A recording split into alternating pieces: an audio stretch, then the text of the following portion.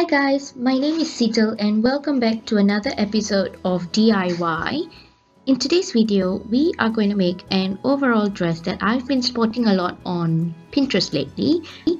I love the burnt orange color, especially the thicker corduroy or jeans fabric for an overall dress like this one. I had a pair of culottes in exactly the right fabric and the culottes no longer fit me, so I thought what better way to make this overall dress than to upcycle my old pair of pants. I hope this video inspires you to upcycle some of your clothing too. Before we begin, if you are new to this channel, I would love for you to subscribe and follow me for more such tutorials, and also hit the like button if it is something you like watching so I know what videos to make more of. Without further ado, let's get sewing. So the first thing I did was I turned the pants inside out and laid the seams as flat as possible. And then I cut the inner seams as well as the side seams.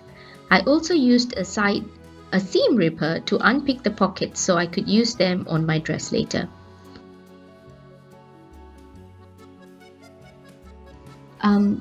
Today, when I was doing my sewing on a weekend, I got help from the entire family actually, and they wanted to make their own YouTube video and were doing their own bits and pieces of sewing too.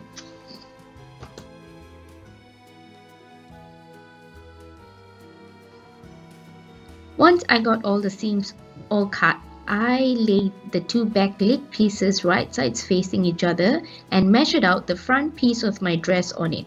I first drew a straight line on the pants just before it started curving. Then I marked 5 inches for the width of my dress, which included half an inch of seam allowance for both the center and the side seams of the dress, so that when I have my dress, it would make a total of 4 inches across my chest. Next, I marked about 10 inches down, which is just under my waistline, while taking into consideration half an inch of seam allowance for the top edge of the dress. I chose to do a quarter of an inch of seam allowance at some places where I was trying to salvage as much as fabric so that my dress would fit me nicely.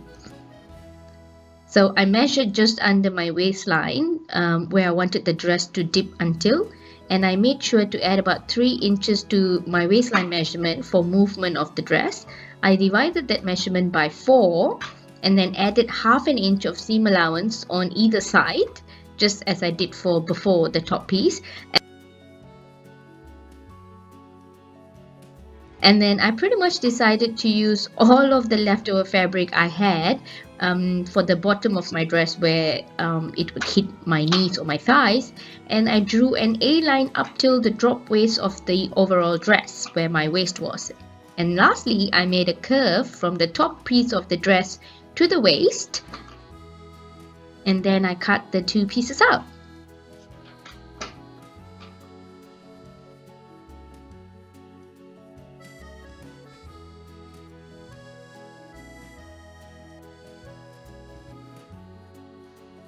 For the back of the dress, I just laid the front pieces onto the front of the pants, and sure enough, as expected, the front pieces of the pants were narrower than the back pieces, but I'm still very hopeful at this point that this will still work, and as I did add a few inches to have movement on the dress. So for the top piece of the back, I measured it to be about 3 inches wide, so I wanted the back of the dress to be narrower than the front, which also 3.5 inches, which included half an inch of seam allowance on the center of the dress and the side seams. And I also made the back of the dress shorter than the front to start a bit lower than the front so that I could miss the funny pocket lines on the pants. Not just that, an overall dress usually has a lower neckline, if you will, at the back. And then I cut the back pieces out just as I did the front pieces. And now we move on to the pockets. I decided to add the pockets on the front lower end of the dress like so. So first I removed the original lining pieces of the back pockets and cut them both to be the same shapes.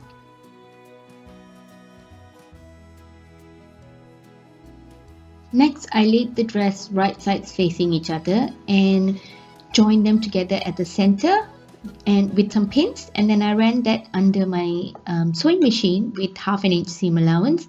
Once I was done with that, I ran that through my serger, and after running it through my serger, I ironed the seam towards one side of the dress, any side, pick a side, and did an overstitch on top of that to secure the stitch even better, and also to get that kind of like that two lines that you see in jeans. There's two line stitches next to each other that you see in jeans clothing sometimes.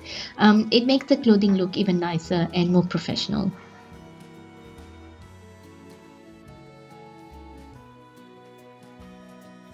Next, moving on to the pockets, I ran all the sides through the overlocker at first, and then made 2 stitches on the top of the pocket and made 1 stitch on the side of the pocket to secure the hem in, 1/4 inch of a hem, and then I laid it on the dress where I wanted it to be and made another stitch on the sides of the pockets so that the pocket will look like it has 2 stitches all along.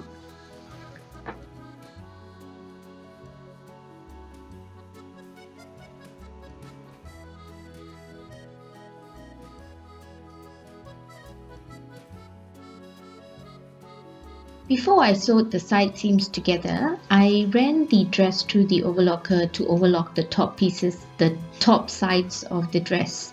And then I sewed the side seams together at a 1/2 inch of seam allowance. And I also, after that, ran the dress through the overlocker again so that it evens out the bottom part of the dress, because the bottom part of the dress was not quite aligned, and running it through the overlocker is actually easy because it just chops off the sides that are not aligned. You could always just use the scissors, align it if your dress was not aligned properly, and then do a zigzag stitch around it. For the top part of the dress, after running it through the overlocker, I did only about 1/4 inch hem on all of the sides.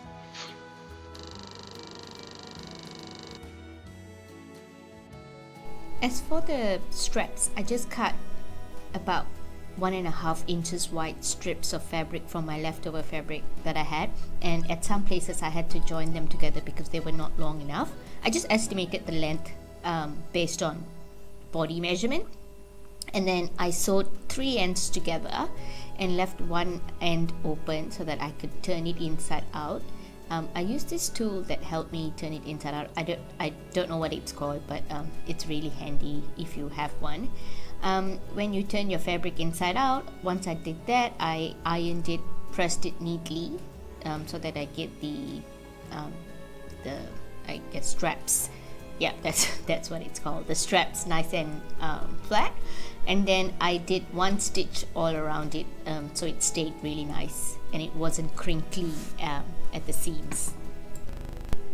And lastly, all I had to do was turn the open end into itself, iron that part, and then sew that shut.